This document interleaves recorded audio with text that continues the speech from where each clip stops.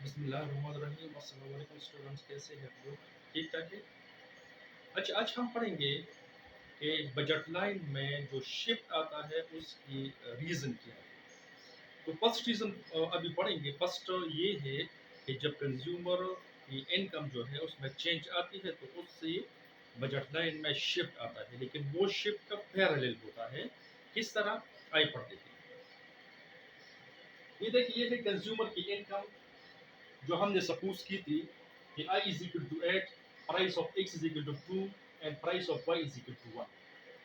हमने इससे X intercept मालूम किया था, वो था कि हम जब I प्राइस ऑफ X पर डिवाइड करेंगे तो ये X इंटरसेप्ट आएगा। मतलब ये है, अगर हम सारे का सारा इनकम जो है वो X कमोडिटी पर खर्च करें, ठीक है, तो उससे हम X के कितने यूनिट्स जो है वो खरीदेंगे, तो वो होगा X इंटरसेप्ट।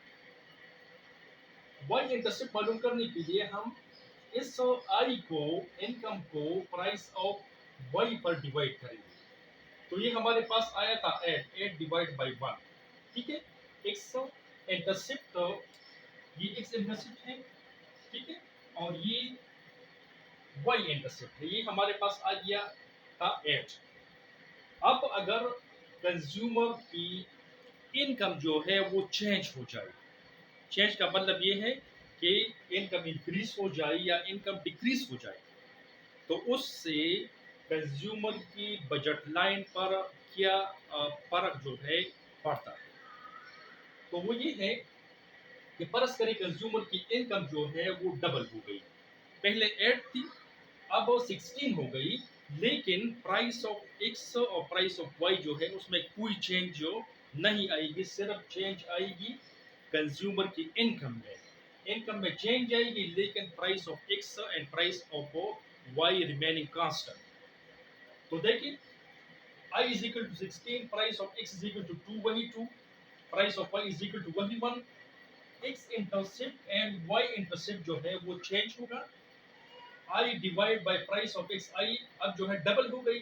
पहले 8 थी, अब 16 हो गए। 16 divide by price of X is equal to 2, 16 divide by 2 8। तो ये हमारे पास X इंटरसेप्ट जो है वो अभी इनकम इंक्रीज होने के बाद 8 आ गया। इस तरह y इंटरसेप्ट देंगे, I divide by price of x, I हमारे पास 16 अब आ गई, और प्राइस ऑफ y 1 है। 16 divide by 1 is equal to 16, तो ये आ गया 16 y इंटरसेप्ट।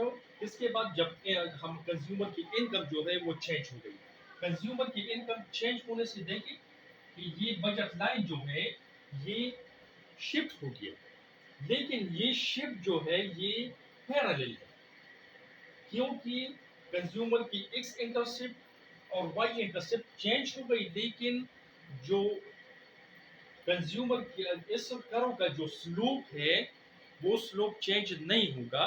वो क्यों चेंज नहीं होगा? वो इसलिए चेंज नहीं होगा क्योंकि इन दोनों कर्व्स में जो शिफ्ट है वो पैरेलल है। जब पैरेलल शिफ्ट, जितनी पैरेलल शिफ्ट भी आएगी एक कर्व में, ठीक है, उससे उस कर्व का जो स्लोप है वो चेंज नहीं होगा, सिर्फ और सिर्फ इंटरसेप्ट चेंज होगा। अब देखिए, अगर कंज्यूमर की इनकम कम होती है, ये देखिए ये 8 है, अगर 4 हो गई, तो कंज्यूमर का जो बजट लाइन है वो, इसके जो इंटरसेप्ट में जो कमी आती है उस कमी की वजह से उसका बजट लाइन जो है वो डाउनवर्ड शिफ्ट उसमें आ जाती है, लेकिन स्लोप जो है वो कांस्टेंट होगा।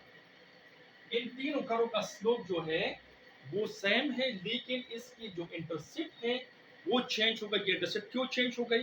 क्योंकि कंज्यूमर की इनकम बढ़ गई।